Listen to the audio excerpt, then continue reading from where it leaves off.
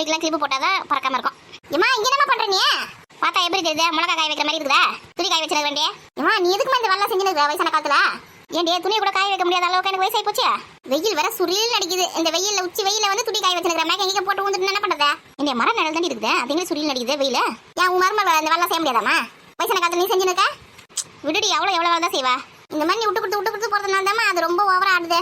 நான்லாம் என் மாமியார் ஒரு வேலை கூட வாங்க மாட்டேன் தெரியுமா? அவங்கள சாப்பிட்ட தட்டு கூட அவங்கள கழுவுறதுக்கு விட மாட்டேன் நான். கை குழந்தை எழுந்துக்கு போய் கழுவத்தாவல என்னங்க தட்டிலே கழுவுங்கன்னு சொல்லுவேன். தண்ணி தூக்கி கொடுப்ப தெரியுமா உங்களுக்கு? நீ நான் இங்கே துணி காய வச்சுருக்கிறேன். ஆமா உன் மாமியார் ஒரு வேலை கூட நீ வாங்க மாட்டேன், எனக்கு தான் தெரியுமே.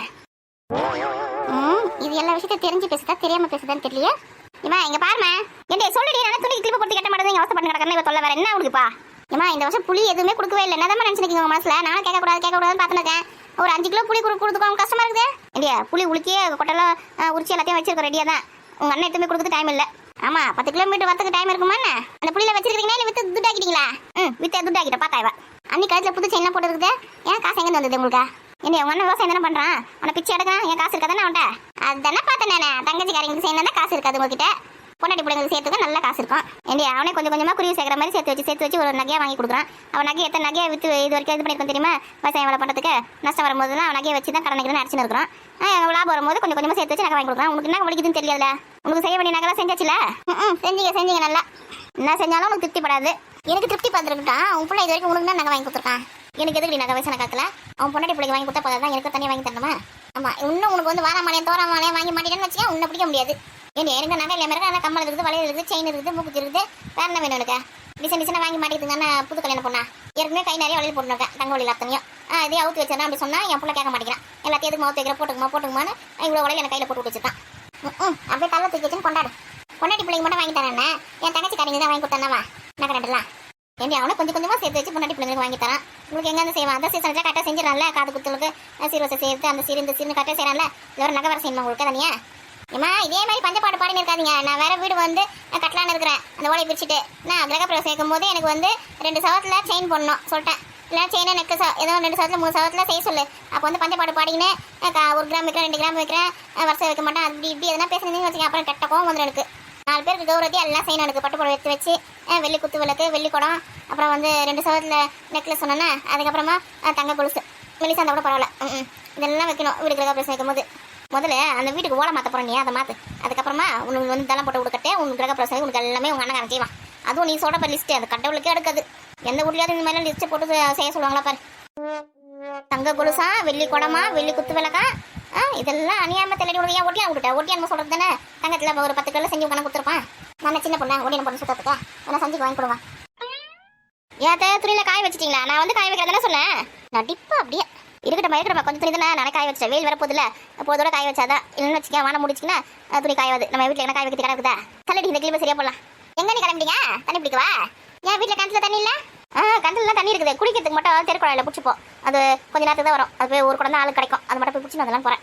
ஏன் ஆளுக்கு ஒரு குடம் தான்? ஒரு குடம் எப்படி பார்த்தோம்? குடிக்கிறதுக்கு மட்டும் தானே. அது பத்தம் அது ஒரு குடம் 5 ரூபாய். எது காசு கொடுத்து தண்ணி வாங்குறீங்களா?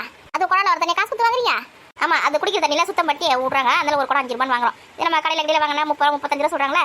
அதான் அது 5 ரூபா தானே சொல்லிட்டு வாங்கிக்கிறோம். ஒரு நாளைக்கு 5 ரூபானா 10 நாளைக்கு 50 ரூபா ஆகுது. 50 150 ரூபாவா குடிக்கிற தண்ணிக்கு மட்டும். ஆமாம் எப்போ வந்து யாரும் வந்துட்டாங்கன்னா ஒரு 2 குடம் பிடிச்சிப்பா. அன்றைக்கி கூட 10 ரூபா ஆகும். 10 ரூபா 5 ரூபா கொடுத்து தண்ணி வாங்குற அளவுக்கு அவ்வளோ வசதி தான். இவகிட்ட போய் எதுக்கு எல்லாத்தையும் சொல்லி நடக்கிறா தெரியல. ஒத்தி குறுக்கட்டவ ஏடே தண்ணியை வந்துட்டு இருக்கும் போய் பிடிப்போம். சரித்தா இவளே அங்கே போடுவா.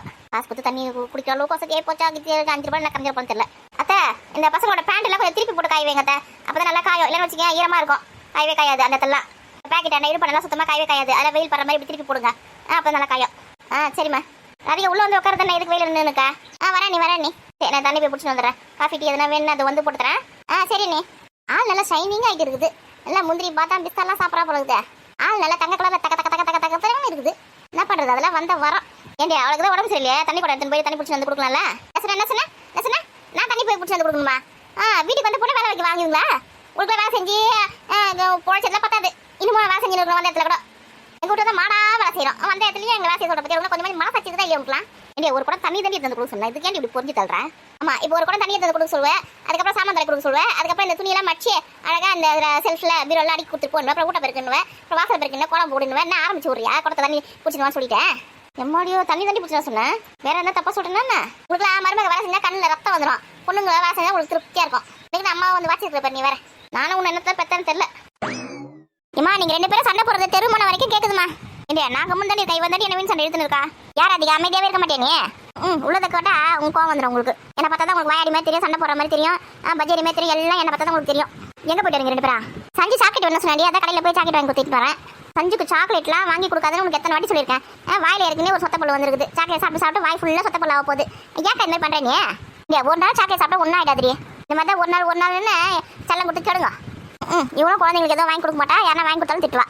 ஏன்டி 2 பேரும் இந்த பக்கம் அந்த பக்கம் எங்களுக்கு தெரிஞ்சுருந்தீங்க. உள்ள போய் உட்காருங்களாண்டியா? நான் கொஞ்சம் நேரம் ஃபேன் போட்டு உட்கார போறேன். வேக்காரா இருக்குது. அவளையும் கொஞ்சம் இழுத்துன்னு போடி. வா உள்ள போய் உட்காரலாம். அண்ணி வந்து டீ போட்டு தர சொல்லியிருக்காங்க. நீ போ வரேன். நீ முதல்ல வாங்க. ஏம்மா வாயா, இவளுக்கு இவ ஏன் போனதானா இவளை என் வயிற்றுல தான் வச்சு சுமந்து பெத்தனான்னு எனக்கு சந்தேகமா இருக்குது. தேலு கொட்டுற மாதிரி கொட்டுறாளம்மா. இக்கா ஒரு விஷயம் கவனிச்சேனே. என்னதுடி? காசு கொடுத்து தண்ணி பிடிச்சி வராங்கக்கா. ஒரு குடம் 5 ரூபாமா. அவ்வளோ வசதியாகி போச்சு. இங்கே நம்ம ஊரெல்லாம் ஃப்ரீயாக தண்ணி விடுறாங்களா? இங்கே வந்து ஒரு குடம் 5 ரூபாமா. அவங்க காசு கொடுத்தா வாங்கி குடிக்கிறாங்க. அவ்வளோ வசதியாகி போச்சு.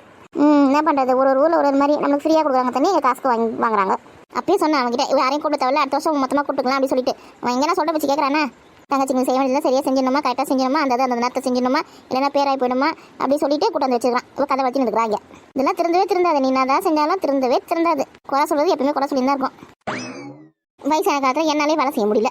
கை வலிக்குது, கால் வலிக்குது. நானே பல்ல கட்சின்னு வேலை செய்கிறேன். பாவம் அவளுக்கு உடம்பு சரியில்லை. இந்த பொண்ணு டியூஷனுக்கு போகிறேன், கம்ப்யூட்டர் கிளாஸ் போகிறேன், நான் எங்கேயோ போயிடுது.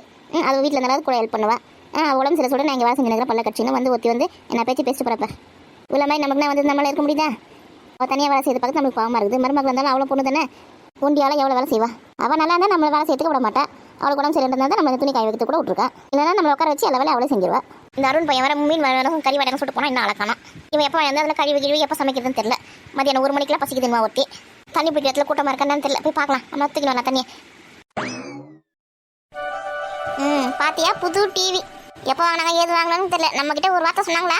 ஏடி நம்ம பொங்கலுக்கு வரும்போது வாங்கி வச்சிருந்தாங்களா டிவி? யாரி பார்க்கலாம். அப்படியா? நான் கவனிக்கவே இல்லையா? ஆமாம் அப்பயே இருந்தது டிவி, நான் பார்த்தேன். எப்படி ஒரு 30,000-40,000 இருக்கும் போலக்கா? தெரியலையே. நம்ம வீட்டில் இருக்கிற சின்ன டிவி. இது எவ்வளோ இருக்குன்னு தெரியலையே. ஆனால் இல்லை பணம் இருந்துங்க. இவ்வளோ பெரிய டிவிலாம் வாங்கிறதுக்கு எங்கே தான் பணம் கிடைக்குதுன்னு தெரியல. சர்பத் சூப்பராக இருக்கு. டேய் உனக்கு யாரை சர்பத் கொடுத்தாங்க? மாமா தானே போட்டு கொடுத்தாரு. தள்ளி பிடிக்க போய் பாருங்க. ஏற்கனவே கிளைமேட்டே சரி கிடையாது. மழை கிழமை வந்து போயிட்டு இருக்குது. இல்லை வேறு நன்னாரி சர்பத் அதெல்லாம் குடிக்காத. ஏண்டி அதெல்லாம் ஒன்றும் ஆகுது. நல்ல தண்ணி உடம்புக்கு. நன்னாரி சர்பத்னு உடம்பு குளிச்சுதுன்னா குடிக்கிட்ட விடு. ஏன் குடிக்க வேணான்னு சொல்கிறேன்? ஏக்கா ஏற்கனவே மூக்கில் ஊற்றுது. இன்னும் இதுவரை குடிச்சிட்டு ஜுரம் வரதுக்கா? ஸ்கூலுக்கு போத்தாவலாம். ஏண்டி இது இயற்கையானது, உடம்புக்கு குளிர்ச்சியானது, ஒன்றும் ஆகுது. நல்லது தான் உடம்புக்கு. சொல்கிற பட்சம் எங்கன்னா கேட்குறீங்களா? குடிக்க வேணாம்னா குடிக்காத. என்ன சூப்பராக இருக்குமா? நான் குடிக்கமா? இப்போ அப்புறம் சளி பிடிச்சிட்டு ஜுரம் வந்துச்சு, நான் ஸ்கூலுக்கு போக மாட்டேன் அப்படி இப்படின்னு எதுனா சொன்னேன்னு வச்சுக்க, அவ்வளோதான். அப்படி பின்னி எடுத்துருவோம் நானே. சரி சார் ஐஸ்லாம் போட்டிருக்கா? இல்லை பெரியமா ஐஸ்லாம் எதுவும் போடல. அப்புறம் நிறைய சளிலாம் பிடிக்காது. நீ குடி. ஒன்று வந்து சொல்கிற பச்சு கேட்குதா பேர். ஏண்டி அண்ணனுக்கு தெரியாதா ஐஸ் போட்டுலாம் குடிக்கக்கூடாது, பசங்க சளி பிடிக்கும் அப்படின்னு சொல்லிட்டு அண்ணன் பேர் ஐஸ் போடாமல் கொடுத்துருக்காரு. அதுவும் நன்னாரி சர்பத் இயற்கையானது. கெமிக்கல் ஏதாவது இருந்தால் கூட பரவாயில்லன்னா. அப்போ எதுவும் ஆகாதுன்னு சொல்றியா? ஆமா டி சளிகள் எதுவும் பிடிக்காது. அம்மா எனக்கும் சர்பத் வேணும். போ உள்ள மாமா போட்டு இப்போ வாங்கி குடிப்போ. டேய் அண்ணா நீ குடுடா, உந்து தாண்டா வேணும் எனக்கு. பாரு எந்த கேட்டேன்னு வச்சு அடி வாங்குவேன். போ மாமா கிட்ட போய் வாங்கி குடிப்போ. நானே மாமா கிட்ட அடம் பிடிச்சி அழுது வாங்கி வந்துருக்கிறேன். வாவ் எவ்வளவு சூப்பரா இருக்கு தெரியுமா சர்பத்து? டேய் ரொம்ப வெறுப்பேத்தாதடா. இங்க பேர் 2 பேரும் சண்டை போடாம குடிங்க. இங்க போய் நானா தர மாட்டேன் உனக்கு. நீ போய் மாமா கிட்ட போய் வாங்கிக்கோ, அடி வாங்குவ. டேய் நீ போய் மாமா கிட்ட வாங்கிக்கடா, எனக்கு குடுடா. எப்படி அசிங்கப்படுத்துதுங்க பார். நம்ம சோறே போட்டு வளர்க்காத மாதிரி, நம்ம ஜூஸே குடிக்காத மாதிரி எப்படி பண்ணுதுங்க. பார்க்குறவங்களாம் நினைப்பாங்க உங்கள் வீட்டில் எதுவுமே வாங்கி தர மாட்டாங்கன்னு நினச்சிக்க மாட்டாங்க. எதுக்கோ இப்படி அசிங்கப்படுத்துதுங்க. டேய் குடுடா. நான் தர மாட்டேன். டேய் அண்ணா குடுடா. இந்த பேர் 2 பேரும் என்கிட்ட மாட்டேங்கன்னு வச்சுக்க, சம்மாடி வாங்குங்க, ஒழுங்கா வாங்குங்க. ரெண்டு பாட்டத்தை பார்த்து தானே இருக்கிறா. எதனா சொல்றியா? நீ கும்மு நின்னுக்கா. என்னைய பசங்கன்னா அப்படி தாண்டி இருக்கும். சின்ன பசங்க தானே அப்படி உட்காருவா. இன்னமும் சின்ன பசங்களா உனக்கு? என்ன 2 பேருக்குலாம் கல்யாண வயசு வந்துச்சா? 20 வயசு ஆகுதா 30 வயசு ஆகுதா? சின்ன பசங்க தானே அப்படிதான் இருக்கும். இப்படிதான் செல்லம் கொடுத்து கெடுக்கிறக்கா நீ. உட்காருடி. ஐயா என்ன கீழே உட்காந்துக்கிறா? சோபால ஏறி உட்காரு. நாட்டு புத்தான் நினைச்சுப்பாங்க உன்ன. கொஞ்சம் கூட உனக்கு மேனஸ் இருந்ததே கிடையவே கிடையாதுக்கா. எது நாட்டு புத்தான் கிராமத்தாளுங்க தானே சோபாலாம் உட்காந்தாலும் எனக்குலாம் செட் ஆகாது. ஆமா என்னால கம்ஃபர்டபுளாக உட்கார முடியாது. கீழே உட்காந்தா காலையில் நீட்டி அப்படி சாஞ்சி கிஞ்சி உட்கார முடியும். சோபாலாம் அப்படியே குத்துக்கள் மாதிரி என்னால் உட்கார முடியாது. நீ வேணா பேரப்பா. நீலாம் திருந்தவே மாட்டேன். இப்படி இருந்தா அவனெல்லாம் யார் மதிப்பாங்க? இடத்துக்கு தகுந்த மாதிரி மாற கற்றுக்கோ. நம்ம வீட்டுலனா உட்காரத்துக்கு சேர் இல்லை, சோபா இல்லை, கீழே உட்காரோம். இங்கே தான் சோபா கீழே இருக்குதுல, சோபாவில் உட்கார வேண்டியது தானே. இன்னைக்கு இங்கே உட்காந்துருண்டி வீட்டுக்கு போய் கீழே தானே உட்காரணும். அதனால தான் இப்போ நான் கீழே உட்காந்துக்கிறேன். இல்லாத இடத்துல கீழே உட்காந்தா பரவாயில்ல. இருக்கிற இடத்துல சோபாவில் உட்கார மாட்டேன் சொல்கிற பற்றி உன்ன மாதிரி ஒரு ஆளை உலகத்தை தேடி கண்டுபிடிச்சா கிடைக்க மாட்டாங்க. ஏற்கனவே நம்ம அன்னிக்கு நம்மளை மதிக்கிறது ரொம்ப அதிகம். இந்த மாதிரி நாட்டு போத்தால் மாதிரி பண்ணு, இன்னும் சூப்பராக மதிக்கும். இரு நான்லாம் சொன்னாலாம் நீ திருந்த மாட்டேன். இரு யார் சொன்னா நான் திருந்துவேன்? வாணிங்க கொஞ்சம் வாங்க. ஏண்டி அவளை எதுக்கு கூப்பிட்றா? விளையாடி தானே இருக்கா? வரட்டும் வரட்டும். ஏண்டி கொஞ்சம் சீக்கிரம் வாங்கி. ஆமா நான் கூப்பிட்டாலே வரமாட்டாளுங்க. நீ கூப்பிட்டோன்னே அப்படியே ஓடி வருவா பாரு. வாணி வரட்டும். உன்னை இந்த மாதிரி கீழே உட்காரன்னு சொல்லி மாட்டி விட்டு உன்னை என்ன பண்றேன்னு பாரு. இந்த கீழே உட்காந்தா தான் எனக்கு வந்து வாட்டமா இருக்கும். காலைல வலிக்காது. சோபா ரொம்ப நேரம் உட்கார முடியாது என்னால. ஏக்கா இந்த வீட்டில் நீ பொண்ணு கொடுக்க போற என்ன ஒரு கௌரவமா இருக்கணும் தெரியுமா? இந்த வீட்டோட சம்மந்தி நீ இந்த மாதிரிலாம் பண்ணலாமா? உன்னை யாரும் அப்புறம் மதிப்பாங்களா இந்த வீட்டில்? இனி அதெல்லாம் நடக்கும்போது பாத்துக்கலாண்டி. அது 2 வருஷம் பொறுத்த கல்யாணம் ஆகுது, இல்லை 3 வருஷம் பொறுத்த கல்யாணம் ஆகுதா? கல்யாணம் நடக்க தான் போகுது. இப்பத்துல இருந்து நீ உன்னோட கௌரவத்தை காப்பாத்திக்கணும்ல. இப்போ இந்த மாதிரி இருந்தால் உன் பொண்ணு என்ன மதிப்பாங்களா? உன் பொண்ணு மேலே கொஞ்சமாக பயம் வருமா? அப்புறம் என்ன பண்ணுவாங்க பார்த்து? கொஞ்சம் மதிக்க மாட்டாங்க. அப்புறம் எள்ளி நகை ஆடுவாங்க. கிராமத்து பொண்ணு தானே, நாட்டு பத்து பொண்ணு தானே சொல்லிட்டு உன் பொண்ணை கிண்டல் பண்ணுவாங்க. நீ பண்ற வேணாலும் உன் பசங்க தான் பாதிக்கப்படும். இதனாடி இது வம்பா போச்சு. கீழே உட்காந்தது ஒரு குத்தமாடியே. நமக்காகவும் இல்லை வச்சோம், நம்ம பசங்களுக்காக நம்ம மாறி தான் ஆகணும். இப்போ ஒருத்தி அந்த காலத்துல நம்ம சூதுவாது தெரியாம இது மண்ணு மாதிரி இருந்துட்டோம். இந்த காலத்து பசங்களாம் பாரு எப்படி சொல்லி தருதுங்க. இப்படி இருக்கணும், அப்படி இருக்கணும், அப்படிதான் புடவை கட்டணும், இப்படிதான் டீசெண்டா நடந்துக்கணும், இப்படிதான் தலை வரணும், அப்படி இப்படின்னு எல்லாம் சதிசேனை சொல்லி தருவோம் தெரியுமா? ஒரு பேரண்ட்ஸ் டீச்சர்ஸ் மீட்டிங் போனா கூட ஏமா நீ இந்த மாதிரி புடவை கட்டிடுவாமா, ஏமா இந்த மாதிரி தலை வரையணுமா, ஏமா இந்த மாதிரி பவுடர் வச்சுனா சின்ன போட்டா வச்சுருவா, பெரிய போட்டில் வச்சு வராத பாட்டி மாதிரி அப்படிலாம் எனக்கு சொல்லுவான் தெரியுமா? என் வீட்டு பசங்கள தான் சொல்லுதுங்க. இந்த காலத்து பசங்களாம் எவ்வளோ டீசெண்டாக எவ்வளோ நாகரிகமாக நடந்துக்குது. அது மாதிரி அதுக்கு தகுந்த மாதிரி நம்ம நடந்துக்கணும். அதுங்களை வந்து அசிங்கப்படுத்த மாதிரி நடந்துக்கூடாது. இந்த காலத்தில் நமக்கு எது சூதுவா தெரியாமல் வாழ்ந்துட்டோம். அதே மாதிரி வந்த இடத்துல நான் காய் ஏற்று தரேன், நான் சாமான் துடைக்கி தரேன், நான் வீட்டை பெருக்கி தரேன், நான் வாசலை பெருக்கி தரேன், நான் துணி துவச்சி தரேன், அந்த மாதிரிலாம் சொல்லாத. அவங்களா வேலை சொன்னால் கூட என்னால் உடம்பு முடியல, கை வலிக்குது, எனக்கு கால் வலிக்குது, டயர்டாக இருக்குது அப்படின்னு என்ன ஒன்று சொல்லு. புரியுதா? நம்ம வீடு நினச்சி எல்லா வேலையும் செஞ்சு தொலையாத. அப்புறம் ஒன்று மதிக்க மாட்டேன். காலத்துக்கு அப்புறம் எப்போ வந்தாலும் ஒன்று வேலை செய்ய சொல்லுவாங்க. அப்படியே சொல்கிற? ஆமாம் கண்டிப்பாக உன் மூஞ்ச பார்த்த உடனே வேலை செய்ய சொல்லுவாங்க. உன் மூஞ்ச அப்படியே எழுதி ஒட்டி வச்சுக்குது. முன்னாடி எழுதி ஒட்டி வச்சுக்குது. ஏன் மலைன்னு எழுதி ஒட்டி வச்சுக்குது. ஏய் ரொம்ப பேசுறடி நீ. தான் உனக்கு சூதுவதே தெரியலக்கா. உனக்கு நான் சொல்லிட்டேன், அதுபடி கேளு. புரிஞ்சுதா? மக்கா இருக்காத. என்ன எண்ணம் போல் வாழ்க்கைன்னு சொல்லிட்டாங்க. நம்ம நல்லது நினச்சி வச்சுக்க, நமக்கு எப்பவுமே நல்லதே நடக்கும். நம்ம மற்றவங்களுக்கு நல்லது நினைக்கணும், அதனால நமக்கு நல்லதும் நடக்கும். விட்டு கொடுப்பவர் எப்பயும் கெட்டு போக மாட்டாங்கடி. அதே மாதிரி கெட்டு போறவங்க எப்பயுமே விட்டு கொடுக்க மாட்டாங்க. ஆமா இதே மாதிரி பழமொழி பேசியே சுத்திங்க வா. எப்பயுமே ஒரே மாதிரி இருக்கணும். வசதி இருந்தாலும் சரி, வசதி இல்லைனாலும் சரி, எப்பயுமே ஒரே மாதிரி இருந்துக்கணும். அதுக்கு சோபா இருக்கும்போது தரையில உட்காருவாங்க. இது பண்ணாட மாதிரி தெரியல, இது சிம்பிளிசிட்டியுமே தெரியல, பண்ணாட புத்தியுமே தெரியுது. ஏன்டி உனக்கு சோபா உட்காந்து உட்காந்து தொலையாண்டி. எதுக்கு என் உயிர் எடுக்கிற? உனக்குலாம் சொல்லி புரிய வைக்க முடியாது. நீலாம் பட்டாதான் திருந்துவேன். நாங்கள் திருந்திக்கிறோம், நீங்க போங்க.